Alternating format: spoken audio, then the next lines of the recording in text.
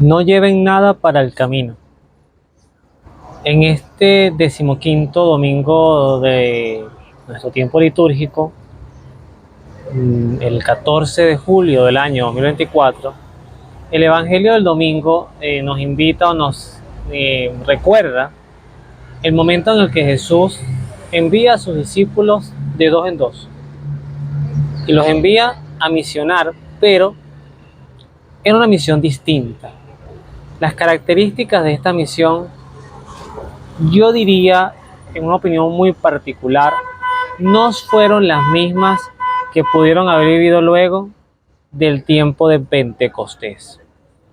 En este momento, Jesús los envía con autoridad, es decir, en su nombre. Y esto no es nuevo, porque en la Biblia la figura del rey que mandaba emisarios, y escuchar a ese emisario era escuchar al rey, pues justamente hablaba de lo que era la representación de la autoridad. Igualmente, cuando el profeta predicaba en tiempos antiguos, decía oráculo del Señor, era una revelación, era un mensaje que él recibía y transmitía literalmente en nombre de aquel que le enviaba. Esta misión tiene ese propósito. Esta misión, paradójicamente pudiéramos decir, que más que dirigida a los beneficiarios, iba dirigida a los misioneros.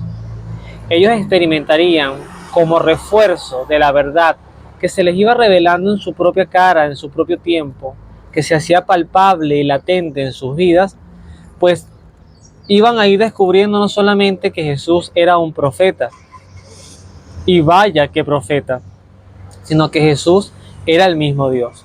Verlo a Él, como Él mismo nos dice, era ver al Padre que lo envió. Por lo tanto, esta misión se caracteriza por, primero, la autoridad de expulsar demonios y luego, por supuesto, de sanar. Esa sanación física.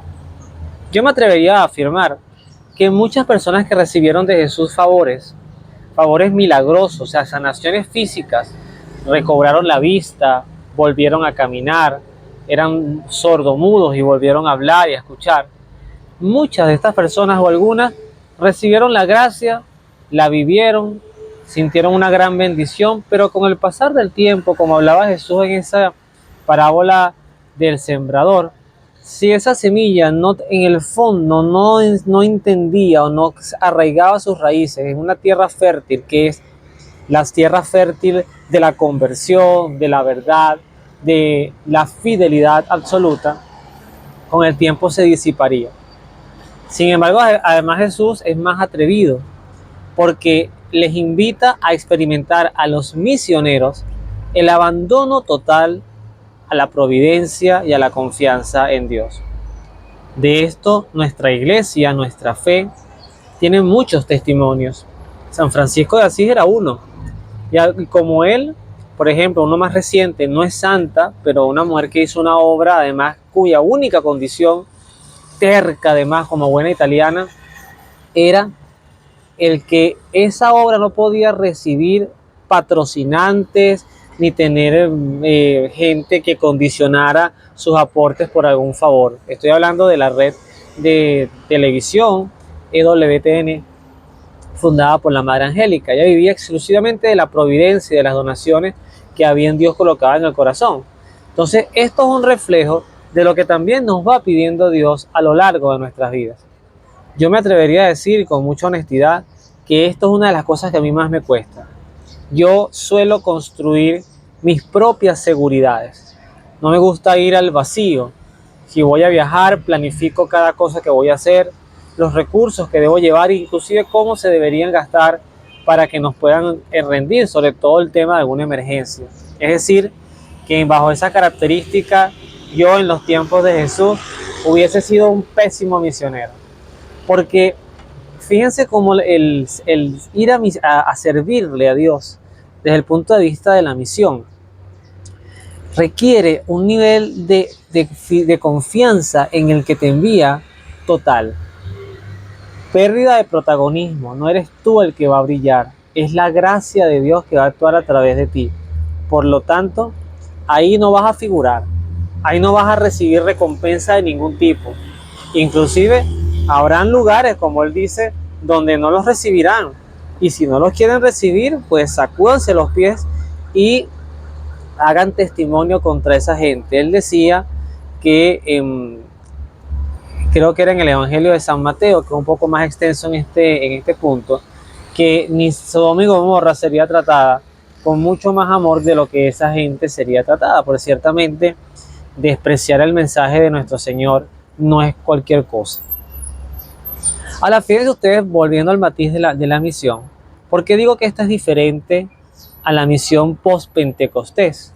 A estos hombres que ya sin tener a Cristo a un lado, siempre ahí presente espiritualmente en su omnipresencia, pero sin tenerlo allí con ellos, ya ellos efectivamente empiezan a misionar bajo otra óptica. Ya aquí lo importante no serán las sanaciones, que las habrán. Ya aquí lo importante no será la expulsión de demonios, que también las habrá. Aquí la importancia es el testimonio y el estilo de vida. Es decir, aquí el llamado es, a lo que decía Jesús, ser perfectos, como vuestro Padre Celestial es perfecto. Aquí era la conversión, la constitución de una comunidad que hoy llamamos iglesia, la fidelidad y la renuncia a cualquier tipo de ídolos.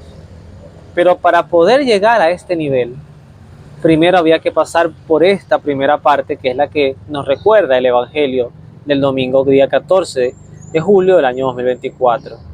Era entrenarse en la misión para luego ser testigos, porque ya los discípulos no predicaban porque lo habían oído de otros. Estos primeros discípulos habían sido testigos, uno, del poder de Jesús en la creación. La naturaleza le obedecía, resucitaba muertos, multiplicaba comidas, caminaba sobre las aguas, controlaba los mares y los vientos. O sea, estos hombres lo habían visto hasta transfigurado. Ciertamente en la transfiguración solamente estuvieron Pedro, Santiago y Juan, pero ellos también dieron fe y testimonio de esto. Y lo más importante, más adelante, porque aquí todavía no lo habían experimentado, habrán conocido al Jesús resucitado. Entonces, esta misión que también nos invita a entrenarnos, a confiar en el abandono, creo que lo que nos invita aquí también a pensar es a no quedarnos en este nivel de misión, en el hacer, en el mostrar los talentos que tengo, en los dones que además no nos pertenecen, en que me miren en la cantidad de retiros, servicios, catequesis, como lo quieras llamar. Es ir más allá, es pasar luego, en eso ando enfocado. Lo digo porque también estoy próximo y les pido sus oraciones a servir en mi primer servicio de Emaús. Ya hice el camino, ahora voy a hacer el servicio. Y justamente de Emaús, de ese camino, parte luego lo que yo vengo, Dios quizás me viene colocando en mi corazón, lo vengo comentando. De Emaús hay que ir a Pentecostés. Los discípulos de Emaús luego tienen que vivir la experiencia de Pentecostés, porque si no nos quedaríamos en este tipo de misión, ser grandes testigos de obras maravillosas para afuera, pero internamente nuestras vidas aún no transformadas. Y esa transformación es necesaria. Recordemos que estos discípulos antes de Pentecostés fueron los que primero los que pidieron los primeros puestos, fueron los que dijeron: Señor, haz bajar fuego del cielo para acabar con toda esa gente que no nos prestaba atención. Eran los que peleaban, eran los que discutían, eran los cobardes que abandonaron a Jesús. Los discípulos post Pentecostés, ya con la experiencia del resucitado, son aquellos que sin estar con Cristo al lado, pues no les importó a ninguno, porque todos murieron mártires, salvo Juan.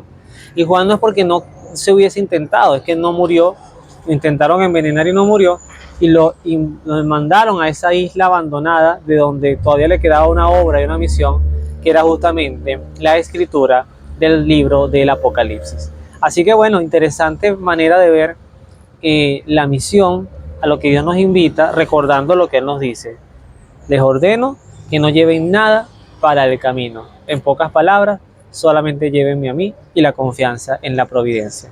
Que Dios los bendiga. Nos vemos en la oración.